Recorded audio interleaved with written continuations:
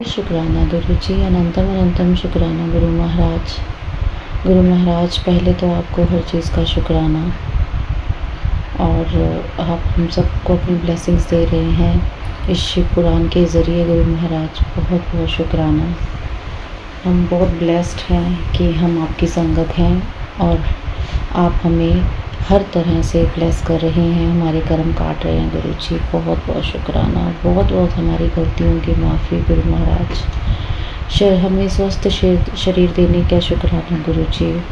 अच्छी ज़िंदगी देने का शुक्राना गुरु जी। ये सांसें देने का शुक्राना गुरु जी। हमारे बच्चों को ब्लेस करने का शुक्राना गुरु महाराज। ये आपके ही बच्चे हैं गुरु जी।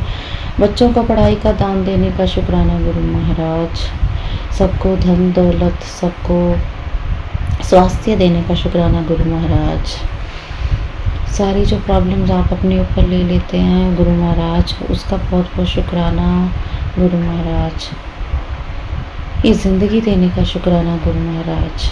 हर रोज़ एक नई लाइफ देने का शुक्राना गुरु महाराज। हमें ब्लेस करने का शुक्राना गुरु महाराज। हमें रोज़गार, हमें रोटी देने का शुक्राना गुरु महाराज। हमारे कामों में रुकावटें ख़त्म करने का शुक्राना गुरु महाराज। अस्पतालों में, सड़कों पर जितने भी जो लोग परेशान हैं, उन सबको ब्लेस कीजिए, उन सबको ब्लेस करने का शुक्राना, उन सबको ब्लेस कीजिए गुरु महाराज। सब चीज़ों के लिए शुक्राना गुरु महाराज। बहुत बहुत शुक्राना गुरु जी। गुरु जी,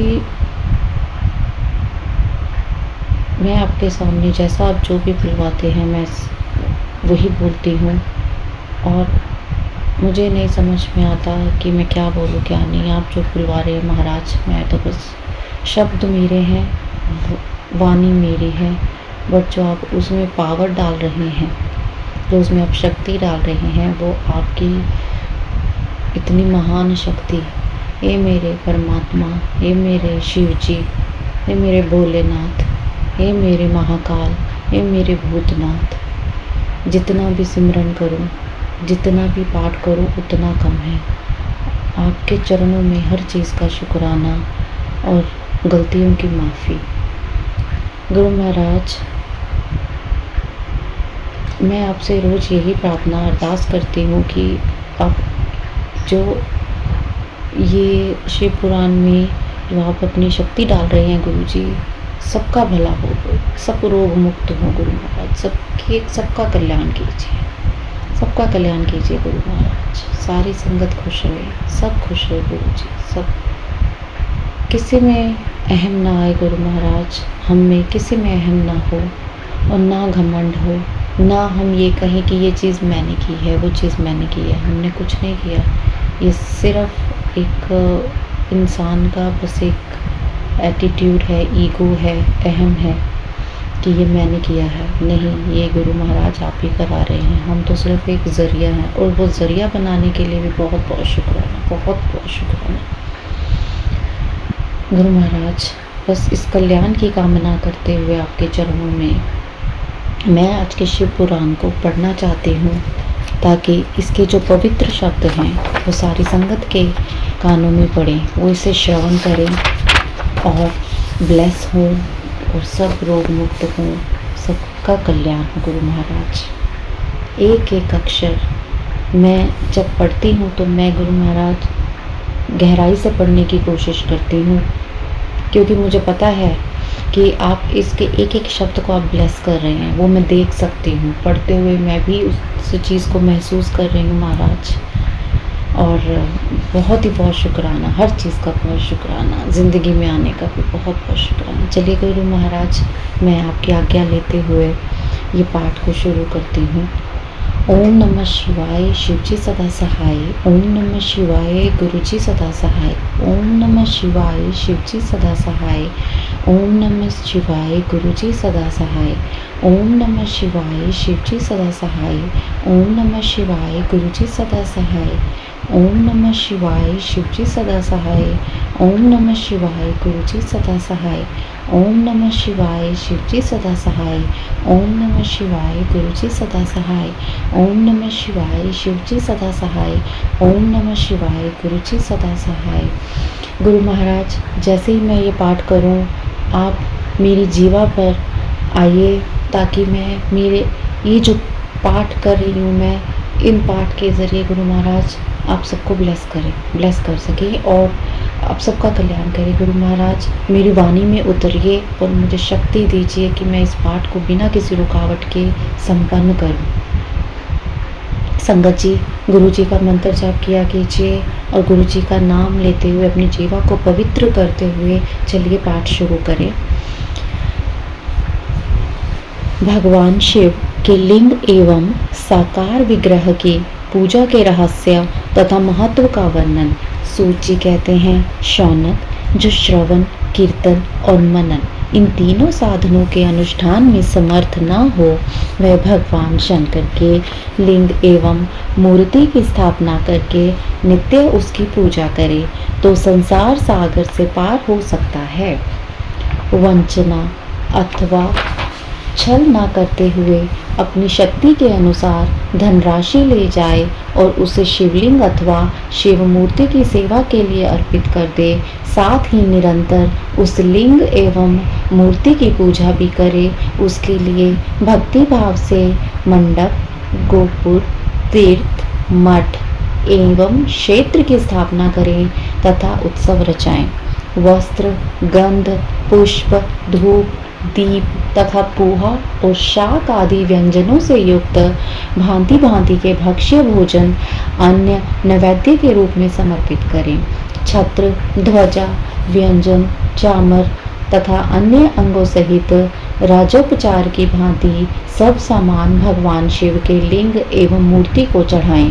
प्रदक्षिणा, नमस्कार तथा यथाशक्ति जप करें। आह्वान से लेकर विसर्जन तक सारा कार्य प्रतिदिन भक्ति भाव से संपन्न करें।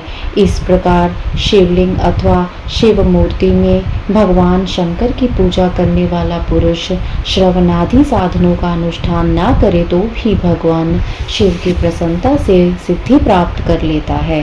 पहले के बहुत से महात्मा पुरुष लिंग तथा शिव मूर्ति की पूजा करने मात्र से भवबंधन से मुक्त हो चुके हैं। ऋषियों ने पूछा, मूर्ति में ही सर्वत्र देवताओं की पूजा होती है, लिंग में नहीं, परंतु भगवान शिव की पूजा सब जगह मूर्ति में और लिंग में भी क्यों की जाती है? सूत जी ने कहा, मुनीश्वरों, तुम्हारा यह प्रश्न तो बड़ा ही पवित्र और अत्यंत अद्भुत है। इस विषय में महादेव जी ही वक्ता हो सकते हैं। दूसरा कोई पुरुष कभी और कहीं भी इसका प्रतिपादन नहीं कर सकता। इस प्रश्न के समाधान के लिए भगवान शिव ने जो कुछ कहा है और उसे मैंने गुरु जी के मुख से जिस प्रकार सुना है, उसी तरह क्रमशः वर्णन करूंगा। एकमात्र भगवान शिव ही ब्रह्मा रूप होने के कारण निष्कल अर्थात निराकार कहे गए हैं। रूपवान होने के कारण उन्हें सकल भी कहा गया है, इसलिए वे सकल और निष्कल दोनों हैं।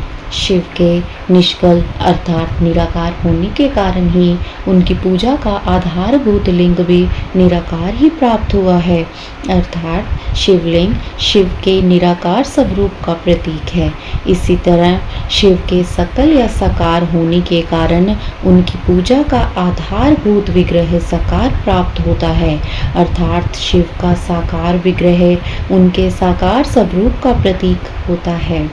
सकल और अकल अर्थात समस्त अंग आकार सहित साकार और अंग आकार से सर्वथा रहित निराकार रूप होने से भी वे ब्रह्मा शब्द से कहे जाने वाले परमात्मा हैं। यही कारण है कि सब लोग लिंग अर्थात निराकार और मूर्ति अर्थात साकार दोनों में ही सदा भगवान शिव की पूजा करते हैं। शिव से भिन्न जो दूसरे देवता हैं वे साक्षात ब्रह्मा नहीं हैं, इसलिए कहीं भी उनके लिए निराकार लिंग नहीं उपलब्ध होता। पूर्व काल में बुद्धिमान ब्रह्मा पुत्र सनत कुमार मुनि ने मंदराचल पर नंदिकेश्वर से इसी प्रकार का प्रश्न किया था। सनत कुमार बोले, भगवान शिव से भिन्न जो देवता हैं उन सब की पूजा के लिए सर्वत्र प्राय वेर अर्थात मूर्ति मात्र ही अधिक संख्या में देखा और सुना जाता है। केवल भगवान शिव की ही पूजा में लिंग और वीर दोनों का उपयोग देखने में आता है। अतः कल्याणमय नंदिकेश्वर इस विषय में जो तत्व की बात हो उसे मुझे इस प्रकार बताइए जिससे अच्छी तरह समझ में आ जाए। नंदकेश्वर ने कहा, निष्पाप ब्रह्म कुमार, आपके इस प्रश्न का हम जैसे लोगों के द्वारा कोई उत्तर नहीं दिया जा सकता, क्योंकि यह गोपनीय विषय है और लिंग साक्षात ब्रह्मा का प्रतीक है। तथापि आप शिव भक्त हैं, इसलिए इस विषय में भगवान शिव ने जो कुछ बताया है उसे ही आपके समक्ष कहता हूँ। भगवान शिव ब्रह्मा स्वरूप और निष्कल निराकार हैं, इसलिए उन्हीं की पूजा में निष्कल लिंग का उपयोग होता है। संपूर्ण वेदों का यही मत है। सनत कुमार बोले, महाभाग योगेंद्र, आपने भगवान शिव तथा दूसरे देवताओं के पूजन में लिंग और वेद के प्रचार का जो रहस्य विभाग पूर्वक बताया है वह यथार्थ है। इसलिए लिंग और वेद आदि उत्पत्ति का जो उत्तम वृत्तांत है उसी को मैं इस समय सुनना चाहता हूँ। लिंग के प्रकाट्य का रहस्य सूचित करने वाला प्रसंग मुझे सुनाइए। इसके उत्तर में नंदकेश्वर ने भगवान महादेव के निष्कल स्वरूप लिंग के आविर्भाव का प्रसंग सुनाना आरंभ किया। उन्होंने ब्रह्मा तथा विष्णु के विवाद, देवताओं की व्याकुलता एवं चिंता, देवताओं का दिव्य कैलाश शिखर पर गमन, उनके द्वारा चंद्रशेखर महादेव का स्तवन, देवताओं से प्रेरित हुए महादेव जी का ब्रह्मा और विष्णु के विवाद स्थल में आगमन तथा दोनों के बीच में निष्कल आदि अंतरहित भीषण अग्निस्तंभ के रूप में उनका आविर्भाव आदि प्रसंगों की कथा कही। तदंतर श्री ब्रह्मा और विष्णु दोनों के द्वारा उस ज्योतिर्मय स्तंभ की ऊंचाई और गहराई का था लेने की चेष्टा एवं केतकी पुष्प के शाप वरदान आदि के प्रसंग भी सुनाए।